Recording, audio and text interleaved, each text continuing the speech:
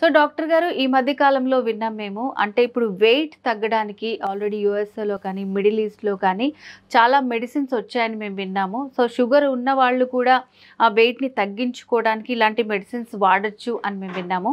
And అలాగే వీటి వల్ల ఏంటి మనకి ఇంకా కిడ్నీ సమస్యలు, ఇలాంటి ప్రాబ్లమ్స్ ఇంకా వేరే ప్రాబ్లమ్స్ కూడా తగ్గుతాయా? ఇలాంటి మెడిసిన్స్‌ని నిజంగా షుగర్ ఉన్న వాళ్ళు వాడొచ్చంటారా? అవునమ్మా. మనకు యాక్చువల్‌గా వీటిని మనము GLP-1 అనలాగ్స్ అంటాము. అవి దాదాపుగా మనకు 10, 12 ఏళ్లుగా అందుబాటులో ఉన్నాయి. బట్ ఇటీవల ఏంటంటే వీటికి షుగర్ లేని వారిలో ఉపయోగించుకోవటానికి కూడా అనుమతులు వచ్చాయన్నమాట.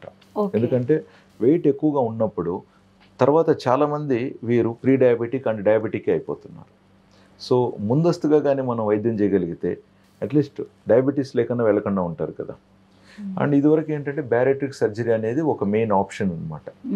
చాలా ఓవర్ వెయిట్లో ఉన్నప్పుడు వెయిట్ తగ్గించుకోవడానికి బ్యారియాట్రిక్ సర్జరీ అనేది one of the main option. ఇప్పుడు కూడా that is one of the option.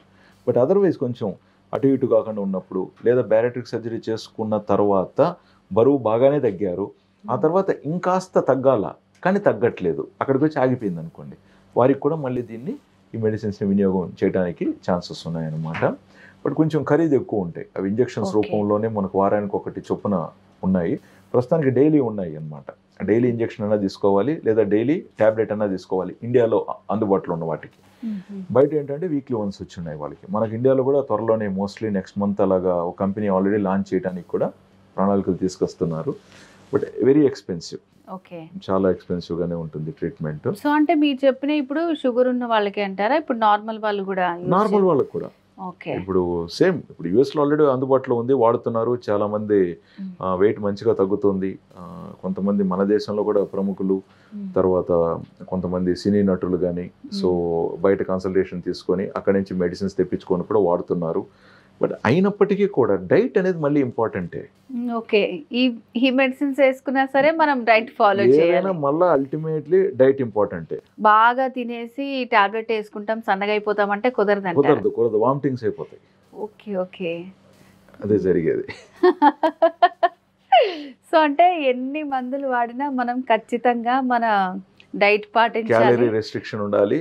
దానికి మంచిగా కావాల్సిన పౌషక విలువలు తీసుకోవాలి. ఎందుకంటే ఇప్పుడు ఫుడ్ తగ్గించినప్పుడు కార్బ్స్ తగ్గియాలి. ఇప్పుడు కొంతమంది తెలుసో తెలియకో ప్రోటీన్ తగ్గించేస్తారు. ప్రోటీన్ తగ్గించేస్తే మజిల్ లాస్ అయిపోతారు. ఈవెన్ ఇప్పుడు మనం డయాబెటీస్లో కూడా కొంతమంది కొన్ని డైటింగ్ చేసేసి బరువు తగ్గుతున్నారు, కానీ ప్రోటీన్ సరిపోక వాళ్ళ మజిల్ వేస్టేజ్ని చూస్తున్నాం. అందుకే మళ్ళీ వారికి ప్రత్యేకంగా కౌన్సిలింగ్ చేయడం, వారికి ఒక డైటీషియన్ని మళ్ళీ అసైన్ చేసి వాళ్ళకు వీక్లీ బేసిస్ కావచ్చు, కొంతమందిలో డైలీ బేసిస్ కావచ్చు, మంత్లీ బేసిస్లో కావచ్చు, డైటీషియన్ వాళ్ళతో ఫాలో అప్ అవుతూ ఉంటుంది. డాక్టర్ కన్సల్టేషన్ ప్రిస్క్రిప్షన్తో పాటు ఎప్పుడైతే మనం వీళ్ళని కూడా అసైన్ చేస్తున్నామో అప్పుడు కొంచెం బాగుంటుంది అనమాట. వాళ్ళకు కూడా ప్రోత్సాహం అనేది అవసరం అండి. ఇప్పుడు మందులు రసిచ్చేసి వేసుకొని 3 నెలల తర్వాత రాపు అంటే కుదరదు. వీళ్ళు వాడతారా లేదా తెలియదు, మధ్యలో మానేస్తారా లేదా తెలియదు, లేదా కొన్నిసార్లు ఎటువంటి మెడిసిన్స్ వీళ్ళు సబ్స్టిట్యూట్ చేస్తున్నారో తెలియదు.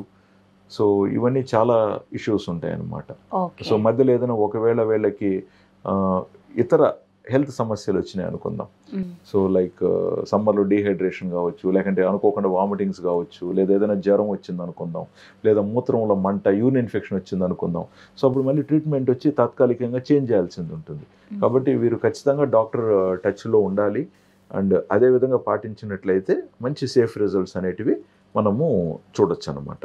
సో డాక్టర్ గారు అంటే ఇప్పుడు ఏదన్నా మెడిసిన్ రాగానే అందరికి వచ్చే డౌట్స్, ఓకే ఇవి రెగ్యులర్గా యూజ్ చేస్తే వేరే ఆర్గాన్స్ మీద ఏమన్నా ప్రభావం ఉంటుందేమో, సో అసలు లాంగ్ టర్మ్ యూజ్ చేయొచ్చా, ఇది ఎంతవరకు సేఫ్, ఇట్లాంటి డౌట్స్ ఉంటాయి కదా మరి. చాలా రైట్ క్వశ్చన్ అండి. ప్రాబ్లం ఎక్కడ వస్తుందంటే ఈవెన్ ఇప్పుడు రెగ్యులర్గా మనం షుగర్ పేషెంట్స్ని చూసినట్లయితే చాలామందిని మనం అప్పుడప్పుడు గుర్తిస్తూ ఉంటాము. 3-4 years బ్యాక్ డాక్టర్ని కలిసి అదే ప్రిస్క్రిప్షన్ ఫాలో అవుతూ ఉండింటారు. అక్కడ ప్రాబ్లమ్స్ వస్తున్నాయి.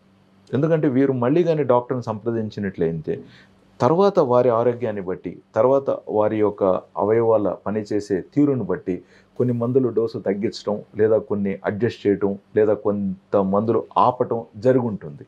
ఇప్పుడు అది బాగా పనిచేస్తున్నాయి కదా, మంచి డాక్టర్ మంచి మెడిసిన్ ఇచ్చాడు, షుగర్ కూడా నాకు బాగా తగ్గిందని వీరు అందుబాటులో ఉన్న మెడికల్ షాప్లోకి వెళ్ళేసి ఆ పాత ప్రిస్క్రిప్షన్తో మందులు కొనటం చాలా ప్రమాదకరంగా మారుతుంది ఇటీవల.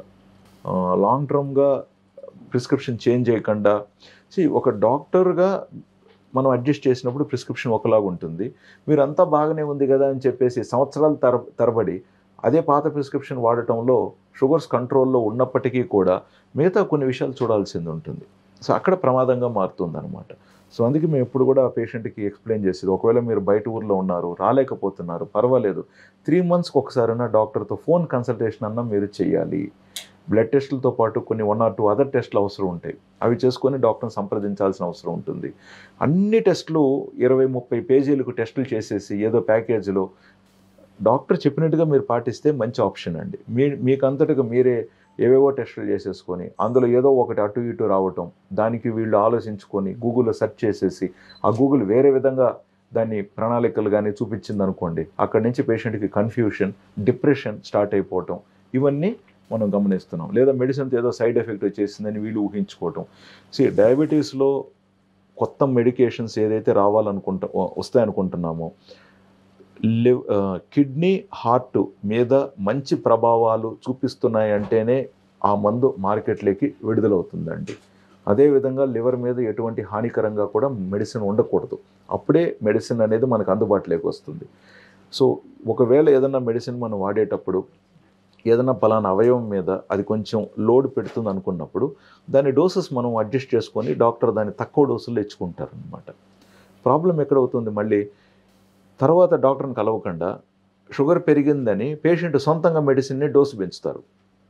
అప్పుడు ఆ ట్యాబ్లెట్ లివర్ మీద ఎక్కువగా లోడ్ ఇచ్చే ప్రమాదం ఉంటుందన్నమాట. సో అది తాత్కాలికంగా కాకుండా వాళ్ళు దీర్ఘకాలంలో అలాగే ఎక్కువ కాలం వాడినప్పుడు లివర్ ఎంజైమ్స్ మారే ఛాన్సెస్ ఉంటాయి. సో ఇది వెరీ సెన్సిటివ్ క్వశ్చన్. సో డెఫినెట్గా ఇప్పుడు మీకు చూసినట్లయితే ఏ దేశంలో కూడా అదే మందులు మెడికల్ షాప్లో మీరు కొనుక్కోలేరు.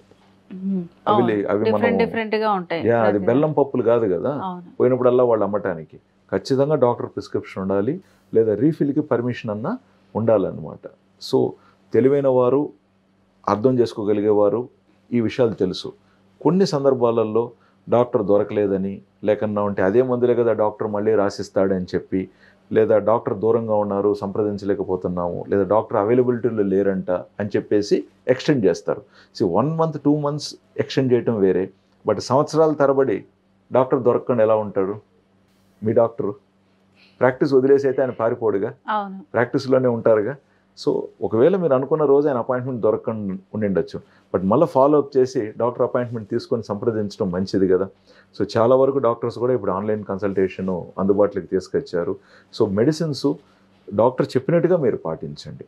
కొన్నిసార్లు ఏంటంటే ఇప్పుడు ఉదాహరణకి ఇన్సులిన్ ఉంది, షుగర్ పెరుగుదలను బట్టి మీరు ఒక 3 యూనిట్లు పెంచవచ్చు, ఒక 2 యూనిట్లు తగ్గించవచ్చు అని కూడా మనం చెప్తాం, అది వేరే విషయం. బట్ మిగతా మెడికేషన్స్ని జాగ్రత్త వాడుకోవాలి. సో మనం వెయిట్ లాస్ గురించి మాట్లాడినాం కాబట్టి డెఫినెట్గా దానికి డాక్టర్ చెక్ చేసుకుంటూ ఉంటారు. ఆ మెడిసిన్స్ వచ్చి కరెక్ట్గా ఎలా వాడాలనో ఆ విధంగా అదే మోతాదుల్లోనే వాడితే వాటి వల్ల మనకి ఎటువంటి ఇబ్బందులు ఉండవు. ప్లస్ అవి వాడేటప్పుడు పలానా డైట్ పాటించాలి. మీరు అలా కాకుండా తినకూడని ఏదైనా ఎక్కువగా తినేశారనుకోండి, కొంచెం అజీర్తి చేయడం కానీ లేకంటే విరోచనాలు అవటం కానీ కూడా జరిగే ఛాన్సెస్ ఉంటాయన్నమాట. బట్ ఈ మెడిసిన్స్ యాక్చువల్గా లాంగ్ రన్లో హార్ట్కి, ముఖ్యంగా కిడ్నీస్కి చాలా సేఫ్.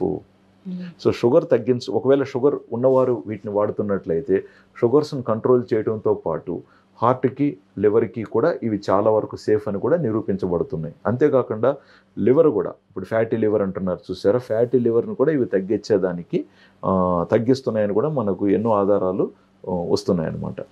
ఓకే. సో ఫైనల్గా ఈ మెడిసిన్స్ ఏవైనా సరే డాక్టర్ చెప్పినట్టు, అంటే పేషెంట్ ఎలా ఉంటారో డాక్టర్కే తెలుసు కాబట్టి, సో ఆయన చెప్పినట్టు డైట్ కానివ్వండి, సో ఎప్పుడెప్పుడు తీసుకోవాలి ఇవన్నీ పాటిస్తే షుగర్ లేని వాళ్ళు, ఉన్న వాళ్ళు కూడా యూజ్ చేసుకోవచ్చు. Thank you sir, thank you so much.